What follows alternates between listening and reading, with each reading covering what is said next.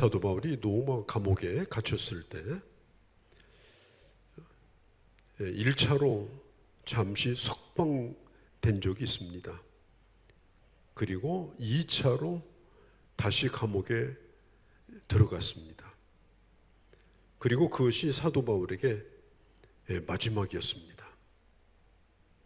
바울이 그의 믿음의 아들이요 또 후계자인 디모데에게 그의 유언과 같은 편지를 썼는데 그게 바로 디모데 후서입니다. 이 디모데 후서는 서기 66년에서 67년 사이에 써진 것으로 추측이 됩니다. 하나님이 자기를 부르실 때가 가까이 온 것을 직감하면서 그는 이 편지를 씁니다. 아마 추측하건대는 이 편지를 쓸 때 어쩌면 바울은 눈물을 흘리면서 썼을 것이라고 생각합니다.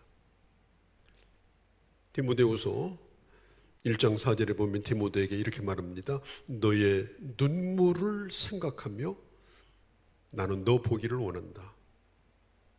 너의 눈물을 생각하며 너 보기를 원한다. 그런 간절한 마음으로 바울이 쓴 편지가 바로 디모데 후서입니다. 우리는 이 구정을 이제 앞두고 있는데 벌써 많은 사람들이 어떤 사람은 여행도 가고 어떤 사람은 또 고향도 찾아가고 어떤 사람은 또 하염없이 자식들 오기만을 또 기다리고 아마 그런 시간을 갖게 될 겁니다. 또 많은 이야기들이 오고 가게 될 겁니다. 제가 바라기는 이번 이 설 명절을 통해서 내가 가지고 있는 믿음, 그리고 내 부모가 가졌던 믿음, 또 내 자녀들이 가져야 될 믿음을 유산으로 물려주는 잠깐 기간이지만 그러나 믿음의 유산에 대해서 나눌 수 있는 그런 은혜 시간이 되고 또 그런 감사의 시간이 되기를 바랍니다. 만일 여러분들의 자녀들이 신앙생활을 하지 않는다면 명절에 이보다 더 좋은 덕담이 어디 있겠습니까? 어머니 아버지 새해 복 많이 받으세요. 그래, 내 어머니 아버지는 하나님을 믿고 복을 받았는데 내가 받은 복을 나는 너희들도 받기를 원한다. 그런 은혜가 너에게 있기를 내가 올 한 해도 쉬지 않고 기도하겠다. 그런 덕담 한마디라도 준비하시고 꼭 믿음의 그런 은혜를 나누는 시간이 여러분들에게 있기를 바랍니다. 3절에 보면 내가 밤낮으로 간구하는 가운데 쉬지 않고 너를 생각하여 너의 눈물을 생각하면 너 보기를 원하면 내게 충만하여 기쁨에 이르게 함이니 이는 내 속에 거짓 없는 믿음이 있음을 생각합니다. 사도 바울이 디모데를 보기를 원했던 것은 뭐냐? 디모데 속에 거짓 없는 믿음 때문이었습니다. 물론 바울은 디모데를 전도한 사람이고 또 가정이 없는 바울에게는 친아들처럼 생각한 사람이고 또 자기가 이제까지 해왔던 사역을 물려받을 후계자로 생각을 했던 사람이지만 바울이 디모데에 대해서 얘기하기를 너에게 있는 거짓 없는 믿음, 그 믿음은 바로 나 바울 때문이다. 내가 너를 잘 가르쳤기 때문이다. 그렇게 했을까요? 아닙니다. 바울은 이렇게 말합니다. 이 믿음은 먼저는 너의 외할머니 로이스와 그리고 그 할머니의 딸인 너의 어머니 유니게 속에 있었더니 그 믿음이 너에게 물려져서 너의 속에도 있는 줄을 내가 확신한다. 그 믿음이 있음으로 인하여 나는 너에게 감사한다. 우리가 자녀를 바라볼 때 뭘 가지고 감사할 수 있을까요? 물론 감사한 일이 많겠죠. 그렇지만 무엇보다도 감사할 수 있는 것은 내가 가진 믿음을 내 자녀가 물려받고, 내가 믿는 하나님을 내 자녀가 믿고, 그리고 믿음의 후대를 이어갈 수 있게 되는 그런 가문을 이룬 것. 그것만큼 자랑스럽고 그것만큼 감사한 일이 어디가 있겠습니까? 우리는 피만 물려주는 자가 돼서는 안 됩니다. 성씨만 물려주는 자가 돼서는 안 됩니다. 우리의 신앙을 내 후대에게 반드시 전수해 줘야 됩니다. 창세기에서 말씀하신 것처럼 너는 생육하고 번성하라. 옳습니다. 결혼해서 애 낳고 생육하고 번성해야죠. 얼마 전에 저희 처가 가족들이 한번 모였는데 그 장모님으로 태어난 아이들까지 다 합쳐서 한 40여 명 가까이가 모였어요. 얼마나 대단한 일이에요. 생육하고 번성하는 것 복입니다. 그러나 그것이 생물학적인 번성으로 끝난다면 여러분, 이것은 너무나 불행한 일입니다. 내가 믿는 하나님이 내 자녀에게, 그리고 그 자녀의 자녀에게 물려줘서 하나님의 형상을 닮은 하나님의 사람들로 이어져가는 그 가문, 그 가정, 그것보다 더 귀한 것은 없습니다.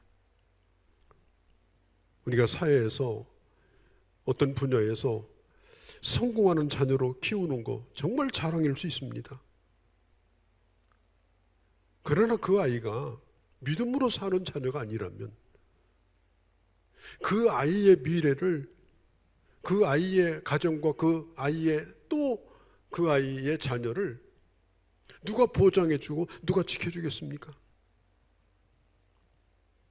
내 자녀에게 믿음을 물려주지 않았다면 우리가 장차 하나님 앞에 갔을 때 그 자녀를 만날 수 없다면 이거보다 더 비참한 일이 어디 있겠습니까? 그래서 그리스도인은 어떤 일이 있어도 자녀에게 믿음을 물려주는 일에 성공을 해야 됩니다. 지금 중고등학교 복음화율이 예수를 믿는다 이게 아니고 교회를 나간다고 하는 아이들이 약 3% 정도 됩니다. 정확히 교회를 다니는 아이들입니다. 다니지만 그 아이들이 예수를 정말 믿는지는 그건 확신할 수 없습니다. 그냥 숫자적으로 100명 가운데 3명 정도가 중고등학생이 교회 나간다고 합니다. 그런데 또 안타까운 것은 그 아이들이 교회를 나오다가 중학교, 고등학교에서 대학교로 넘어가게 되면 이제는 그 아이들이 교회에 안 나오는 아이들이 더 많습니다. 3명에서 2명은 안 나오고 1명 정도 나옵니다. 그래서 대학생들 복음화율이 지금 1, 2% 정도밖에 되지 않습니다. 이것이 바로 오늘 대한민국의 지금 현실입니다. 이스라엘 민족이 남자아이를 낳으면 8일 만에 할례를 주었습니다. 할례 받는 건 단순해요. 이게 간단한 외과 수술입니다. 아이를 아프게 하는 거고 또 이 회복기가 필요한 그런 수술입니다. 어떻게 보면 대단히 번거롭습니다. 할례를 받았다고 그래서 그 할례 자체가 무슨 거기 신령한 뭐가 있는 게 아닙니다. 그런데 왜 할례를 받는 겁니까? 첫 번째는 이 아이는 하나님이 주신 선물이라는 거. 두 번째는 이 아이를 내게 주신 선물로 여기고 믿음으로 키우겠다고 하는 부모의 결단이 바로 할례를 받게 하는 것입니다.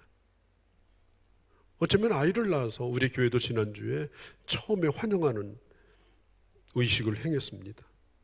우리 교회 좋은 전통입니다. 또 아이들이 조금 더 자라나면 유아 세례를 받습니다. 정말 좋은 전통입니다. 그러나 어쩌면 그것은 그 아이를 위해서가 아니라 부모가 내게 주신 선물을 하나님의 자녀로 하나님의 뜻대로 기르겠다라고 하는 그 소원을, 그 서약을 교회와 하나님 앞에서 하는 것입니다. 물론 우리가 자녀에게 물려줄 수 있는 것들이 있겠죠. 아마 아빠 찬스라고 할까요? 엄마 찬스라고 할까요? 재벌들은 대부분 그 자식들에게 막대한 부를 물려줍니다. 남의 자식에게 주지 않습니다. 또 사회적인 그런 지위를 부모들도 어떻게 하든지 물려주려고 최선을 다합니다. 그래서 정치가의 집안에서 정치가가 나오고 법률가 집안에서 법률가가 나옵니다. 예술가 집안에서 예술가가 나옵니다. 부모가 닦아놓은 그런 기반을 가지고 자녀의 길을 열어주는 것입니다. 그래서 계층 간의 격차가 점점 심해집니다. 안타까운 일입니다. 그러면 우리는 자녀에게 과연 무엇을 물려줘야 되겠는가?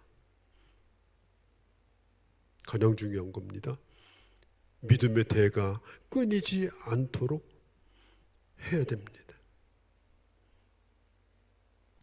아까 제가 말씀드린 것처럼 원래 덕담은 너 엄마가, 너 아버지가 믿는 하나님, 그 하나님의 이름으로 내가 너희를 위해서 기도하는데 너희도 꼭 이 하나님을 알았으면 좋겠다.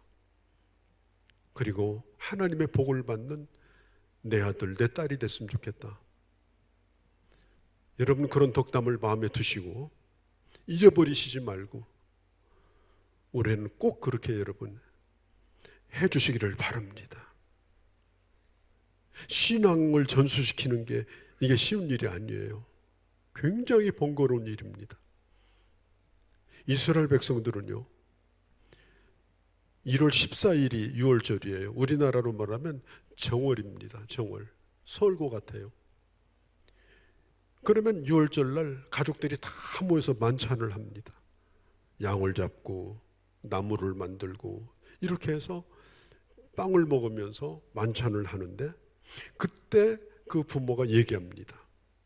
하나님께서 애굽에 있을 때 우리의 조상들을 어떻게 인도하셨는지, 그리고 저 홍해를 건너서 광야에서 어떻게 텐트 생활을 했는지, 하나님께서 어떻게 밤낮으로 인도하셨는지 그것을 자녀들에게 식사 시간 동안 식사를 오래 합니다.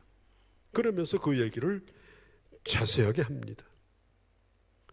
그래서 음식과 함께 그 자녀들의 그 신앙이 몸에 배일 수 있도록, 이게 대단히 번거로운 일이지만 이스라엘 사람들은 매년마다 이 일을 합니다. 왜 그래요? 신앙을 전수시켜 주기 위해서입니다. 우리가 자녀들을 믿음으로 기르고 신앙을 물려주는 건 정말 번거로운 일이에요. 그냥 되는 일이 아닙니다.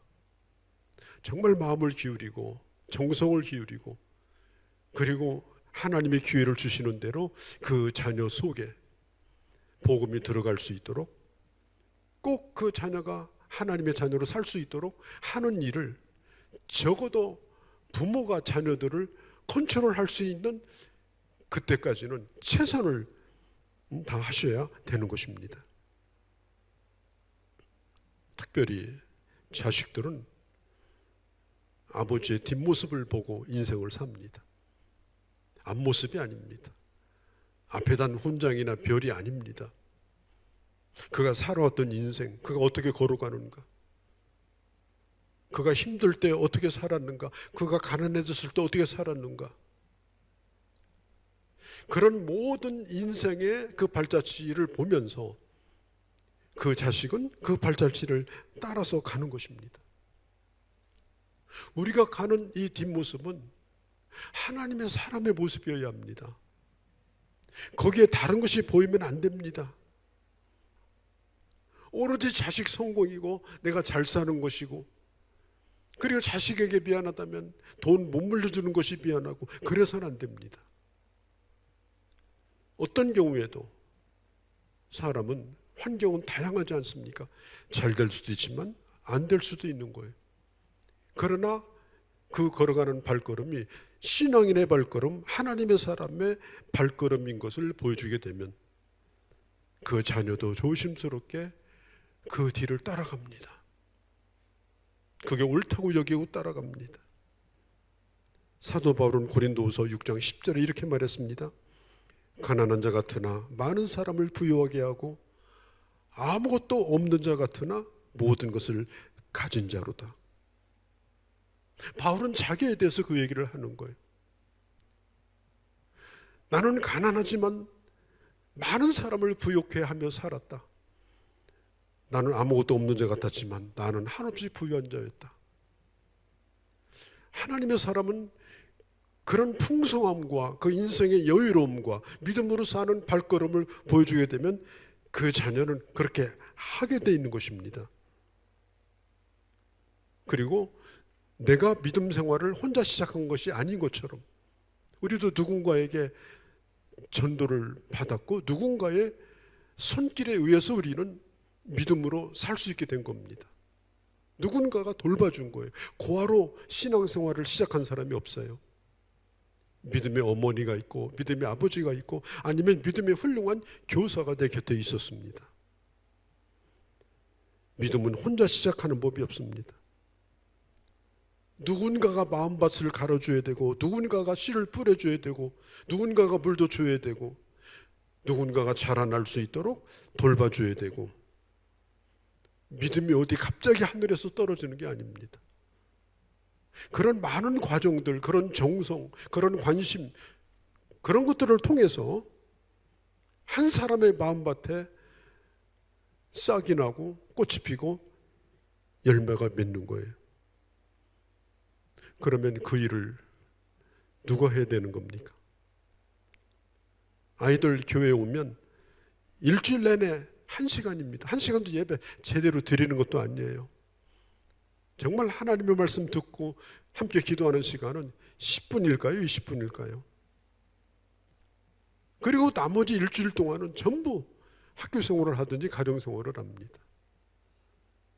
그러면 교회에서 교회 교사들이 아이들에게 미칠 수 있는 영향은 극히 미약합니다. 거의 대부분은 부모의 영향을 받고 삽니다. 신앙생활도 마찬가지입니다. 교회에서 아무리 믿음의 자녀로 키우기를 원해도 부모가 그럴 의사가 분명하지 않으면 그 아이가 신앙생활을 시작하기가 대단히 어렵습니다. 디모데는 그 아버지가 헬라 사람이었어요. 그리스 사람. 그 다음에 어머니가 유대인이었습니다. 근데 아버지는 어떤 사람인지 나와 있지 않아요. 이 디모데는 외가에서 가지고 있었던 믿음을 이 디모데는 배웠습니다. 어려서부터 성경을 배웠고 하나님을 경외하게 되었고, 그렇게 하다가 바울을 만나서 사역자로 훈련을 받고 바울의 믿음의 아들이 된 것입니다.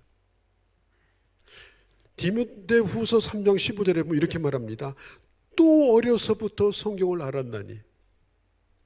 디모데가 언제 성경을 알았느냐? 어려서부터 성경을 알았어요. 누구에게 성경을 알게 되었을까요? 그의 외할머니에게, 그의 어머니에게 함께 말씀을 읽으면서, 함께 예배드리면서, 함께 기도하면서 말씀을 공부하고, 그 영적인 환경 속에서 이 디모데가 믿음을 유산으로 물려받을 수가 있었던 것입니다. 성경에 보면 이 어머니의 역할이 남자보다도 훨씬 더 강했던 것을 볼 수가 있습니다. 그래서 성경시대에는 여자 이름은 본래 나오지도 않아요. 우리나라도 조선시대는요, 여자는 이름도 없었어요. 그냥 박아무개, 그럼 뭐 박씨, 뭐 이렇게 하지, 이씨 부인 이렇게 하지, 이름이 없었어요. 그런데 성경은 어떤 인물에 대해서 얘기할 때 꼭 그 어머니 이름을 넣습니다. 아버지 이름만 넣는 게 아니에요. 그 사람은 아버지가 누구였고 어머니가 누구였다, 이렇게 기록합니다. 그런데 좋은 역할만 그런 게 아니에요. 여러분, 창세기 2장에 보면은 인간이 타락한 것도 결국은 이 여자의 역할이 컸습니다. 한 가정이 아니라 인간의 운명을 바꿔놓은 게 바로 이 하와였습니다.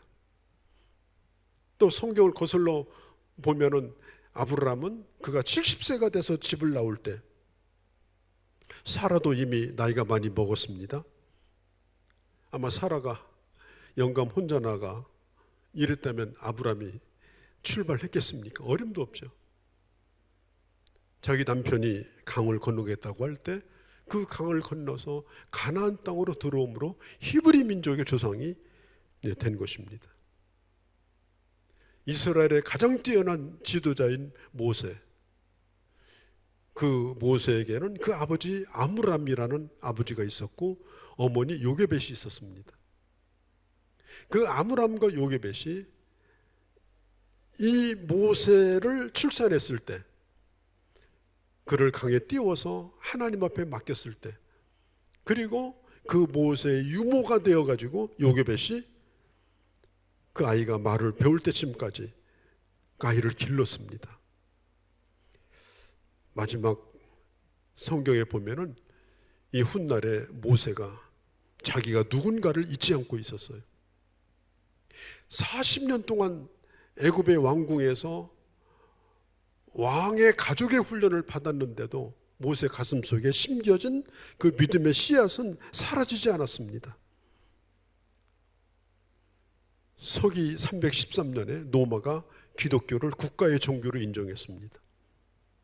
썬데이라고 하는 이 빨간 글씨 공휴일도 그때 생겨났습니다. 300년 동안 10대 노마 황제에 의해서 어마어마한 크리스찬들이 죽어나갔는데 콘스탄틴 황제가 기독교를 공인하는 데는 누가 있었느냐? 그 황제의 어머니가 있었습니다. 그 황제의 어머니. 그 어머니가 예수를 믿었고 예수를 믿는 아내가 있었습니다. 그래서 이 노마가 기독교를 인정하게 된 것입니다. 이 어머니의 역할, 이것은요 대단한 겁니다. 오늘 성경에 보면 5절에 이렇게 말합니다. 디모데야, 내 속에 있는 거짓 없는 믿음을 생각함이라. 이 믿음은 너의 외조모 그리고 내 어머니 속에 있었더니 너의 속에도 있는 줄을 내가 확신하노라. 어떤 믿음? 거짓이 없는 믿음, 진실한 믿음. 그 어머니와 할머니가 가졌던 경건한 믿음을 이 디모데도 그대로 물려받은 것입니다. 그래서 하나님의 법을 배우고 경건하게 우리 주님을 예배하는 법을 배우고 그리고 성도를 섬기는 법을 배우고 그렇게 해서 나중에는 바울을 만나가지고 나중에 에베소에서 바울을 이어서 목회를 하는 훌륭한 목회자가 되었던 것입니다. 미국 역사의 가장 뛰어난 대통령이라면 16대 아브라함 링컨 대통령이라고 누구도 이의가 없을 겁니다. 이 아브라함 링컨은요 시골에서 자랐습니다. 그가 학교 공부한 것은요 순회 교사, 옛날에 동네 돌아서 알파벳 가르쳐 주던 순회 교사에 의해서 알파벳과 겨우 구구단을 외우는 셈법을 익히는 그게 공부의 전부였습니다. 9살이 되었을 때 그 어머니가 세상을 떠나가게 됩니다. 그가 생전에 어머니는 저녁만 되면 아이들을 모아놓고 기도문을 외운다든지 성경 얘기를 들려줬다고 합니다. 그 어머니가 임종이 가까이 오자 링컨의 손을 붙들고 이렇게 말했습니다. 나는 너를 두고 하나님 앞에 간다. 나는 너에게 좋은 집도 좋은 땅도 좋은 재산도 물려주지 못한다. 그러나 이 성경책을 유일한 유산으로 내가 너에게 주고 간다. 나의 한평생 가운데 이 말씀이 내 보배였고 재산이었다. 너도 그렇게 하나님의 말씀을 사랑하고 살면 하나님이 너를 형통하게 할 거다. 그 어린 링컨에게 그런 유언을 남기고 죽었습니다. 그 아이는 어머니의 유언을 마음에 깊이 새겼습니다. 나는 하나님의 말씀을 사랑하고 그리고 일생토록 나는 주님을 떠나지 않겠다. 부지런히 성경을 읽었습니다. 읽고 또 읽었습니다. 그는 끊임없이 기도했습니다. 아브라함 링컨은 기도의 사람으로 유명합니다. 그러다가 16대 미국 대통령으로 당선이 됩니다. 저 아프리카에서 잡아온 흑인들, 그 흑인들을 노예로부터 해방시키는 놀라운 일을 그는 일으킵니다. 그것 때문에 전쟁을 했습니다. 그러면서 오늘날의 미국의 기초가 만들어진 것입니다.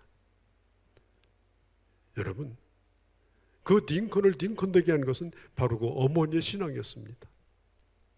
그리고 어머니로부터 물려받은 하나님의 말씀이었습니다.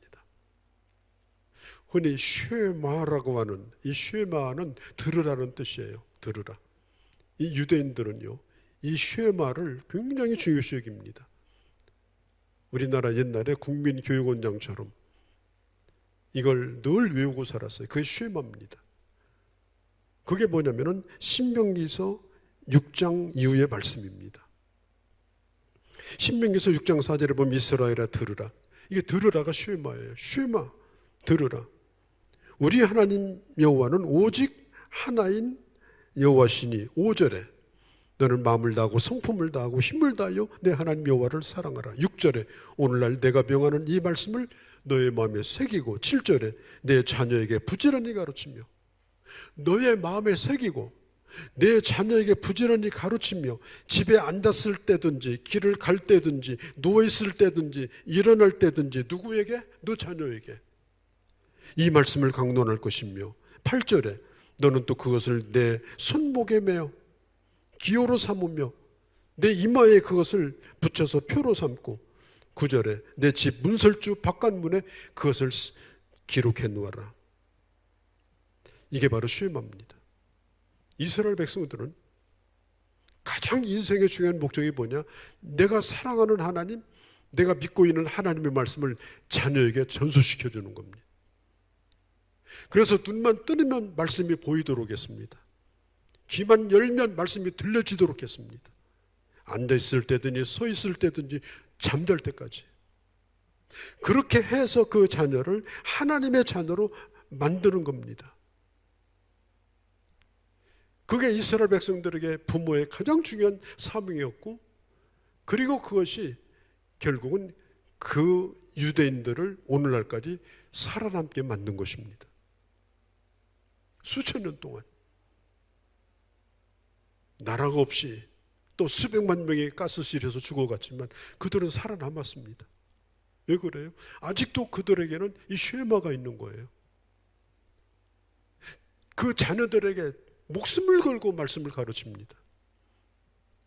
그렇게 함으로 그 민족이 오늘날 존재하는 겁니다. 여러분들이 오늘 여기 살아있지만 여러분들의 자식, 여러분들의 손자, 증손자가 여러분들의 이름을 기억하겠습니까? 아무 소용없는 거예요. 비석에 써놨다고 기억합니까? 내가 가지고 있는 참된 신앙을 자녀에게 물려주지 않는 애는 내가 이 세상에 남겨줄 것은 아무것도 없습니다.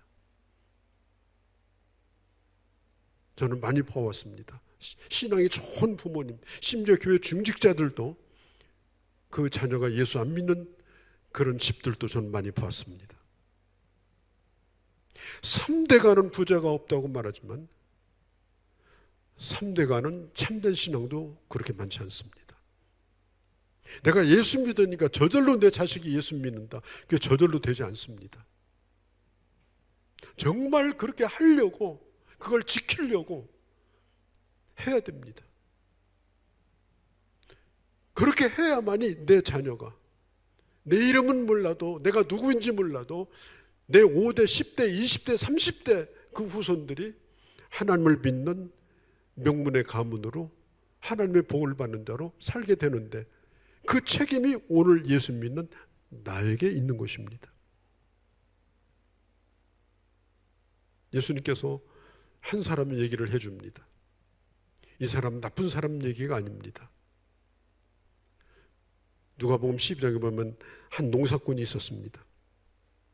이 사람은 얼마나 성실했든지 다른 사람보다 훨씬 더 곡식을 많이 거뒀습니다. 그리고 그걸 먹고 끝난 것이 아니라 창고를 많이 지어서 그것을 저장하려고 하는 계획도 다 세웠습니다. 그는 성실함도 있었고 경영 능력도 있었습니다. 그리고 그날 밤 잠이 들었습니다. 그런데 주님이 그에게 나타났습니다. 그는 잠자기 전에 혼자 이런 독백을 했습니다.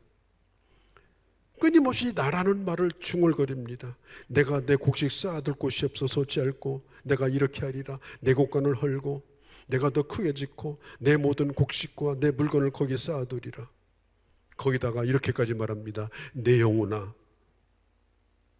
여러 해 먹을 곡식을 쌓아두었으니 먹고 쉬고 즐기자. 이 사람은 굉장히 성실한 사람이었는데 그에게 딱 한 가지 부족한 게 있었습니다.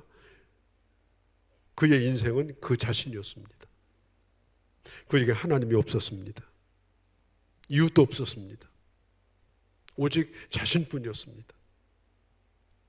그때 하나님께서 그에게 나타나서 말씀하십니다. 너의 생명을 오늘 데려가면 너의 것이 누구 것이 되겠는가? 그날 밤이 그의 마지막이었습니다. 여러분, 우리가 이 세상에 살면서 물론 눈에 보이는 성공, 또 성실하게 살고 사업터도 넓히고 멋지게 경영하는 거 다 좋습니다. 그러나 거기에 하나님 없고 내가 내 인생을 경영하는 인생이 된다고 하면 마지막 날 우리는 유구무원이 되고 말 것입니다. 입이 10개가 있어도 할 말이 없습니다. 더더군다나 내 자녀가 믿음의 사람이 아니라면, 내가 이 세상을 떠날 때 내가 먼저 가니 하나님의 나라에서 내가 너를 다시 만나자고 무슨 작별 인사를 하겠습니까? 그런 인사가 가능하겠습니까? 몇십 년 내가 이 세상에 태어나서 그 자녀 몇십 년 키운 것, 그것밖에는 남는 게 뭐가 있겠습니까? 무슨 재산이겠습니까? 뭐 집안채겠습니까? 아무런 의미가 없는 겁니다. 허무하게 그지없는 것입니다. 사도 바울이 디모데에게 이렇게 말합니다. 디모데요, 나는 너의 눈물을 생각하며 너 보기를 원한다. 그러면서 바울이 디모데후서 4장으로 쭉 넘어가면서 이렇게 말합니다. 디모데요, 너는 때를 얻든지 못 얻든지 복음을 전하는 자가 되라. 마지막 날 하나님 앞에 설 때가 있을 터인데 그때 하나님이 너의 삶을 평가하리라. 부모는 자식에게 단순히 신앙생활을 혼자 잘하는 인생이 아니라 네 아버지가 믿음으로 살고 네 아버지가 하나님의 나라를 위해서 산 것처럼 너도 때를 얻든지 못 얻든지 복음을 전하는 자로, 하나님의 나라를 이 땅에 확장하는 자로 너의 인생을 꼭 살기를 바란다. 왜냐하면 너 아버지도 그 하나님 앞에 서야 되겠지만 너 또한 마지막 날 하나님 앞에 설 때에 잘했다고 칭찬받을 수 있는 그런 인생을 살기를 원한다. 순교를 앞두고 있는 사도 바울은 그의 믿음의 아들이었던 디모데에게 마지막 그 얘기를 하고 있는 것입니다. 내가 엄히 명한다. 예수를 믿을 뿐 아니라 꼭 복음을 전하는 자가 되라. 꼭 하나님의 나라를 위해서 사는 자가 되라. 여러분, 신앙은 저절로 자라지 않습니다. 사명도 저절로 이어져 가지 않습니다. 끊임없이 부모가 노력해야 됩니다. 끊임없이 부모가 점검해야 됩니다. 잠언에 보면 이렇게 말합니다. 너의 아이에게 마땅히 행할 길을 가르치라. 그것이 늙어서도 떠나지 아니하리라. 어떤 분은 이런 얘기를 해요. 목사님, 저는 인격적이어서 우리 아이에게 교회 가라 마라 저는 하지 않습니다. 저는 우리 아이가 교회 갈 때까지 기다립니다. 그건 끔찍한 일입니다. 우리가 지금 신앙생활을 하는 것은 종교생활을 하는 것이 아닙니다. 죽었다가 살아난 자로 우리는 살고 있는 자가 신앙생활입니다. 지금 내 아이가 죽을 병에 걸려서 저 아이가 지금 그걸 고칠 수 있는 선생을 만나지 않으면 그 병이 나을 길이 없습니다. 그러면 부모가 그 아이에게 네가 철이 들면 너도 깨닫겠지. 내가 기다리마. 그런 부모가 있겠습니까? 그런 부모가 있다면 그 자식을 사랑하지 않는 자입니다.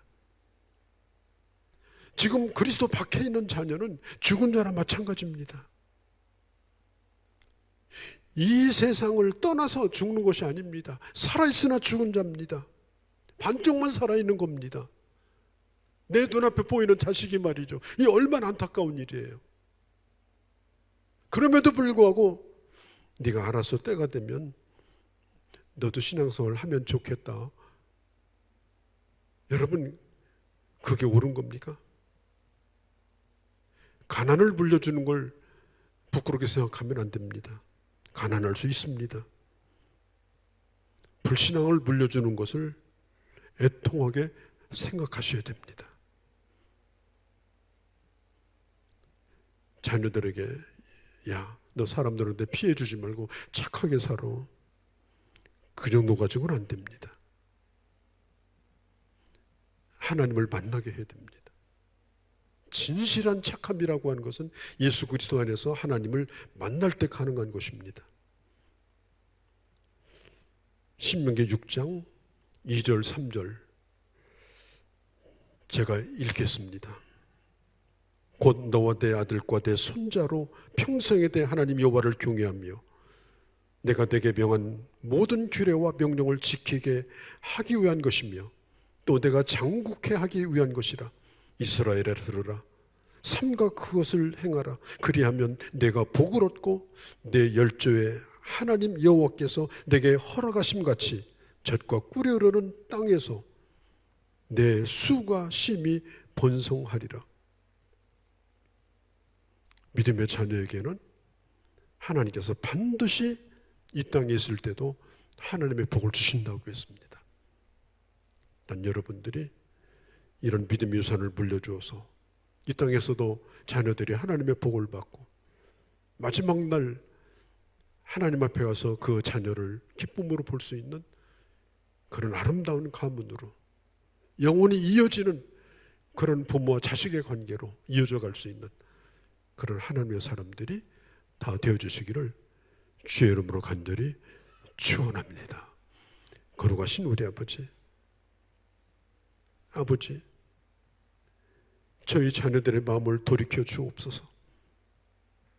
아버지, 저희 자녀들을 불쌍히 여겨 주옵소서.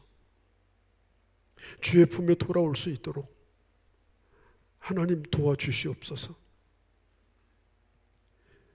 자녀의 삶이 회복되고 가정이 회복되고 하나님의 사람이 되어서 이제는 부름받은 자로 주의 복음 전하며 사는 자로 살 수 있도록 내 자녀를 축복하여 주옵소서.